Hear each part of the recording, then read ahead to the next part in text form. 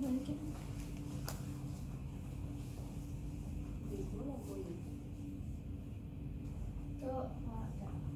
Selamat pagi Pak David dan teman-teman semua. Perkenalkan, kami dari kelompok 4 akan mempresentasikan tentang perusahaan Grab. Pertama-tama perkenalkan, nama saya Sherry Bukina. Nama saya Adriana Linda. Saya Jessica Alvania. Saya Maria Jessia. Saya Lena Graciela. Baik, saya akan menjelaskan sekilas tentang perusahaan ini. Perusahaan Grab adalah perusahaan yang berbasis aplikasi yang menyediakan layanan digital, terutama transportasi. Grab ditemukan di Kuala Lumpur, Malaysia pada tanggal 16 Juni tahun 2012 oleh Anthony Tan dan Tan Hui Ming. Kemudian stakeholder atau pemegang kepentingan Grab ada internal dan eksternal. Secara internal itu ada staff, manajemen, direksi perusahaan serta owner. Kemudian secara eksternal itu ada investor, pengguna, media, dan mitra driver. Kemudian untuk problem statement setelah kami telusuri ada 3 masalah utama, yaitu kebocoran data, kendala sistem serta perubahan kebijakan. Kemudian 3 masalah tersebut harus diselesaikan supaya sistem dapat lebih dipercaya oleh pengguna. Bagaimana caranya? Adalah dengan cara menjaga agar sistem lebih terintegrasi secara real time serta menjaga keamanan data dan stabilitas operasional. Selanjutnya ini Grab mengalami 3 bisnis proses. Yang pertama itu dari input, dari membuka aplikasi sampai memasukkan lokasi tujuan. Kedua ada proses dari pencarian driver terdekat sampai metode pembayaran yang bisa dilakukan secara tunai atau digital. Yang ketiga yaitu output pada saat pelanggan sudah sampai di tempat dan juga sistem memberikan aplikasi rating. Kedua, Grab itu termasuk BPR atau BPI. Karena Grab sering melakukan update atau perubahan kecil-kecil, jadi Grab termasuk ke dalam BPI, yaitu Business Process Improvement. Yang ketiga itu adalah menganalisis quarter 5 force model. Yang pertama itu trade of new competitors, yaitu ada Green SM sebagai taksi pertama EV. Kedua ada power of suppliers, itu dari multi cloud technology. Ketiga power of buyers, itu aplikasi Grab yang mudah untuk diinstal, mudah digunakan, layanannya cepat. Yang keempat itu adalah trade of substitute product, itu ada transportasi umum seperti bus Transjakarta, Gojek, ojek pengkolan atau kendaraan pribadi. Dan yang terakhir itu adalah Goto. Selanjutnya adalah information security Grab. Yang pertama adalah Grab menjaga keamanan data pengguna dengan sistem enkripsi, jadi data pribadi dan pembayaran tidak mudah untuk dibobol. Dan juga Grab memakai two-factor autentikasi, yaitu seperti OTP dan juga biometrik supaya akun lebih aman saat login. Lalu Grab juga menggunakan firewall untuk melindungi jaringan internal dari serangan luar. Selanjutnya sistem Zero Trust arsitektur membuat semua pengguna termasuk karyawan tetap harus diverifikasi sebelum mengakses data. Dan juga yang terakhir, Grab bekerjasama dengan ethical hacker untuk melalui program bug bounty untuk mencari celah keamanan dengan lebih cepat. Selanjutnya ada kasus nyata information security Grab. Yang pertama itu ada email marketing error pada tahun 2018. Jadi di sini tuh ada terjadi kesalahan sistem email yang menyebabkan email terkirim ke penerima yang salah. Jadi itu akibatnya sekitar 120.000 data pengguna terekspos dan Grab dikenakan denda sekitar 16.000 dolar Singapura. Yang kedua ada insider fraud pada tahun 2018 juga. Itu jadi ada seorang pegawai menyalahgunakan akses data pengemudi untuk memodifikasi akun dan mengambil insentif secara ilegal. Terus kasus ini menyebabkan kerugian sekitar 1 miliar rupiah. Terakhir ada caching failure, itu pada tahun 2019. Jadi pembaruan aplikasi tanpa pengujian sistem yang cukup menyebabkan gangguan caching dan data pengemudi sempat terekspos. Kemudian Grab dikenakan denda sekitar 10.000 dolar Singapura. Selanjutnya saya akan menjelaskan tentang internet dan World Wide Web atau WWW. Pada internet, jadi internet ini menggabungkan antara server Grab, pengguna Grab, dan juga mitra driver Grab. Lalu untuk IP address itu adalah IP yang ada di setiap perangkat yang digunakan oleh pengguna maupun driver Grab. Lalu domain itu Grab punya domainnya sendiri, yaitu grab.com, yang bisa diakses melalui bantuan browser, yaitu Google. Yang selanjutnya adalah pengelolaan aset data. Nah, slide ini tuh menjelaskan bagaimana Grab mengelola dan melindungi aset data pengguna dalam jumlah yang besar. Dan juga Grab mengikuti hukum dan regulasi perlindungan untuk menjaga privasi pelanggan melalui privacy notice. Dan juga data pengguna diklasifikasikan secara otomatis menggunakan sistem berbasis AI atau LLM agar data lebih mudah untuk dikelola. Dan juga Grab juga melakukan perlindungan berkelanjutan seperti tagging PII, masking PII, dan juga quality assurance untuk mencegah kebocoran data pribadi. Dan juga dari sisi infrastruktur, Grab ini menggunakan teknologi seperti Gemini, Apache, dan juga LangChain serta Lightsmith untuk mendukung pengelolaan data yang aman dan juga efisien. Dan yang terakhir, dengan sistem ini pengelolaan big data di aplikasi Grab menjadi lebih terstruktur, aman, dan juga mendukung kualitas layanan kepada pengguna. Kemudian selanjutnya untuk bab 6 itu membahas tentang ethics dan privacy. Kami mengambil kasus kebocoran data di Singapura pada tahun 2019. Jadi dalam kasus ini terdapat kesalahpahaman dari pihak Grab, yaitu ketika update aplikasi itu tidak dites secara optimal dengan sistem caching. Akibatnya terdapat kebocoran data driver setiap 10 detik. Grab menanggapi kasus ini dengan prinsip dasar ethics, yaitu responsibility, accountability, dan liability kepada PDPC Singapura. Selanjutnya ada Privacy Framework. Ini juga berkaitan dengan kasus kebocoran data di Singapura. Yang pertama ada privacy issue, kedua accuracy issue, ketiga property issue, dan juga yang keempat accessibility issue. Selanjutnya saya akan menjelaskan tentang mobile computing.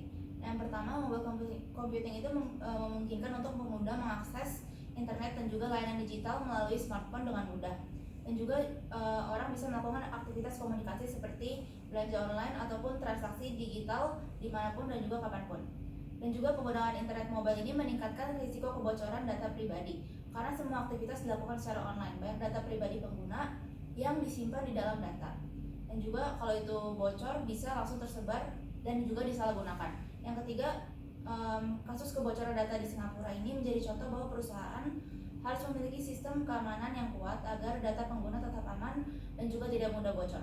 Yang keempat, data pengguna itu dapat tersebar jika perlindungan sistemnya lemah. Nah, kalau perusahaan tidak menjaga keamanan data dengan baik, maka informasi pribadi pengguna akan mudah untuk disalahgunakan dan juga tersebar ke pihak yang tidak bertanggung jawab. Yang terakhir, perusahaan perlu meningkatkan keamanan data privasi pengguna agar menjaga sistem keamanan lebih baik dan juga menjaga privasi pengguna agar kepercayaan masyarakat tetap terjaga. Nah, pengguna juga harus lebih berhati-hati dalam menggunakan layanan mobile dan juga internet, karena selain perusahaan, penggunaan juga harus berhati-hati untuk tidak membagikan data pribadi sembarangan maupun password kepada pengguna lain. Selanjutnya ini ke structure of supply chain. Yang pertama tuh arti dari CRM sendiri itu adalah strategi dan sistem yang digunakan perusahaan untuk mengelola hubungan dengan pelanggan agar kepuasan dan loyalitas pelanggan meningkat. Terus untuk SCM-nya itu proses pengelolaan aliran barang, informasi, dan bahan dari pemasok hingga produk sampai ke tangan konsumen secara efisien. Jadi pada bagian structure of supply chain terdapat 3 bagian utama. Itu yang pertama upstream, internal, dan downstream.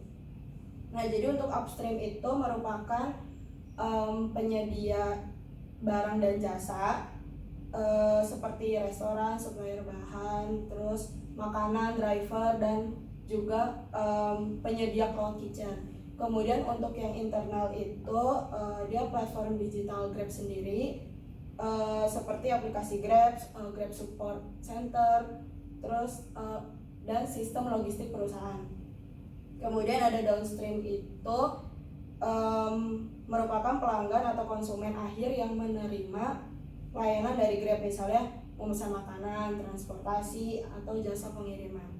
Jadi dari struktur tersebut tuh dapat dilihat bahwa seluruh proses supply chain saling terhubung dengan memastikan layanan Grab untuk berjalan dengan efektif dan efisien.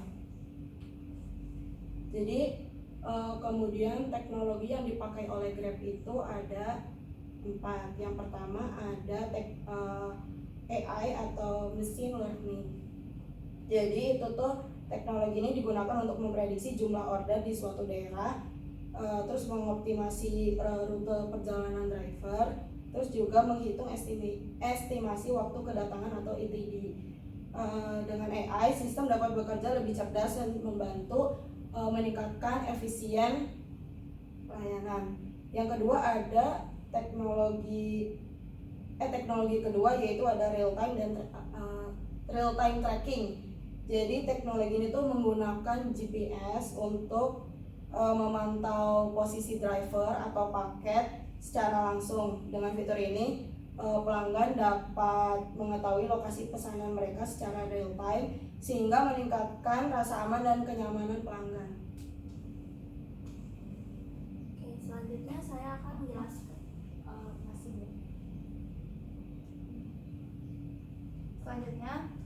teknologi yang dipakai yaitu DynamoDB atau AWS. Nah, ini tuh untuk menyimpan data order yang sedang berjalan secara real time, dan juga MySQL RDS yaitu untuk menyimpan data order namun yang udah lama untuk melakukan laporan maupun analisa terhadap perusahaan.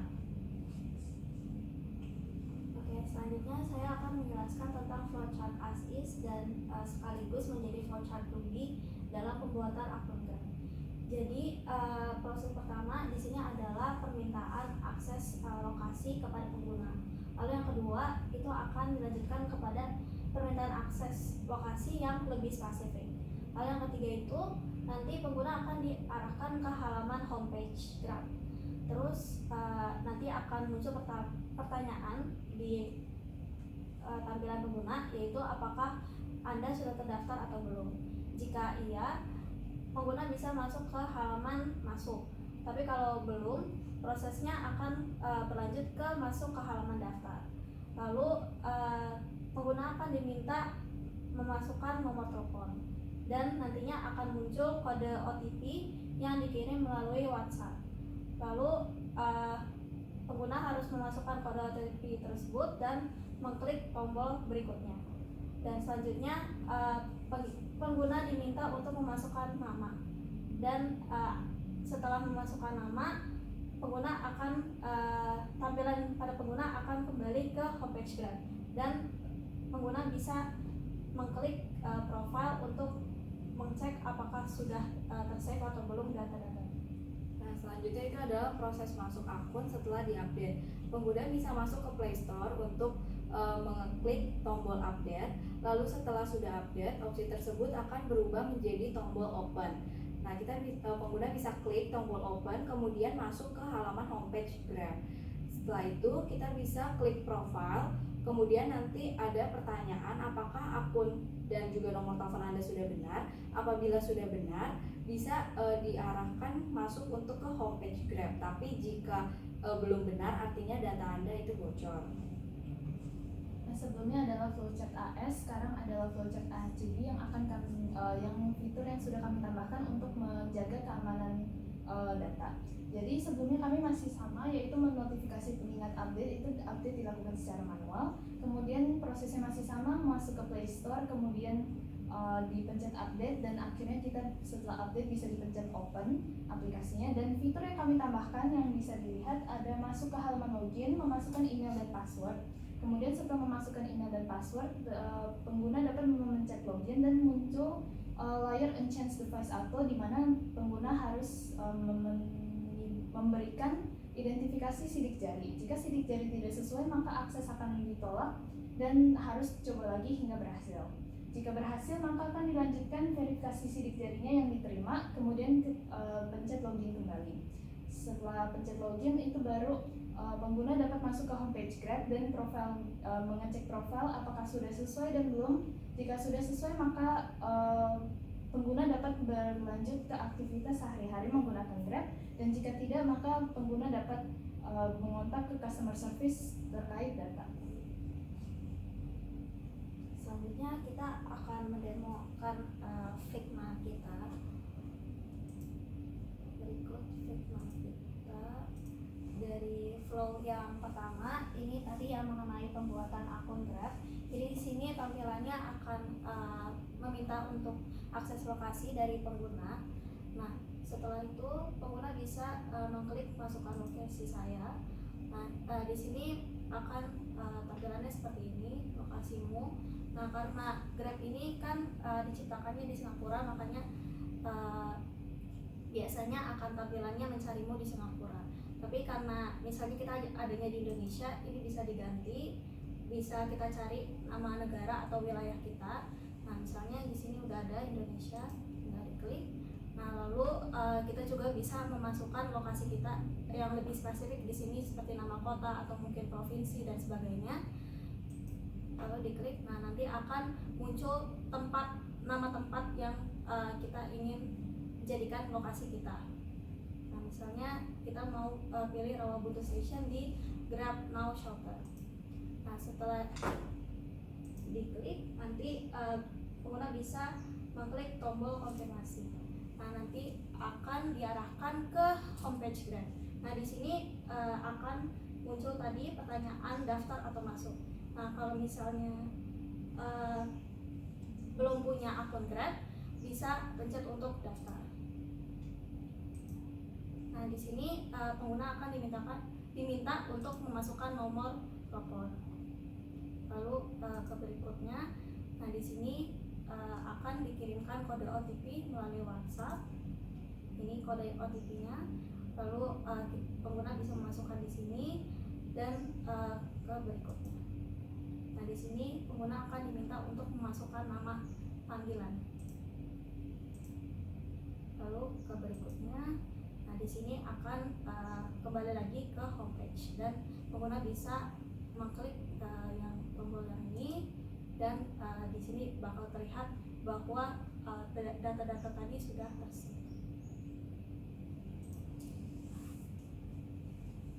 Oke, tadi adalah proses pembuatan akun. Jadi akun sudah sesuai. Masuk ke flow ketika aplikasi sudah diupdate. Jadi ketika update, pencet update, kemudian di open aplikasinya, itu tidak ada proses login atau verifikasi apakah data pengguna sudah sesuai. Jadi ketika masuk tuh langsung masuk ke akun pengguna. Kemudian ketika mengecek akunnya, ternyata berbeda. Sebelumnya yang bernama Davin menjadi Adit. Nomor teleponnya pun juga berbeda, terlihat dari sini. Nah, hal yang kami ubah ini adalah flow as is. Kemudian ini as is. Kemudian selanjutnya adalah flow to be yang sudah kami perbaiki, yaitu terdapat update secara manual menggunakan notifikasi. Kemudian ketika kita pencet notifikasi muncul tombol update, dan kemudian proses juga masih sama, kita open aplikasi. Kemudian kami masukkan email dan juga password yang kami tambahkan. Kemudian ketika mulai masuk itu terdapat enhance device auto, di mana pengguna harus memasukkan sidik jari, verifikasi sidik jari. Ketika dicoba ternyata tidak sesuai, maka akses akan ditolak dan diminta untuk coba lagi sampai berhasil. Ketika dicoba lagi, ketika sudah hijau, maka pengguna sudah sesuai datanya dan dapat login. Jika dilihat di profil itu namanya sama, nomor telepon pun juga sama ketika daftar.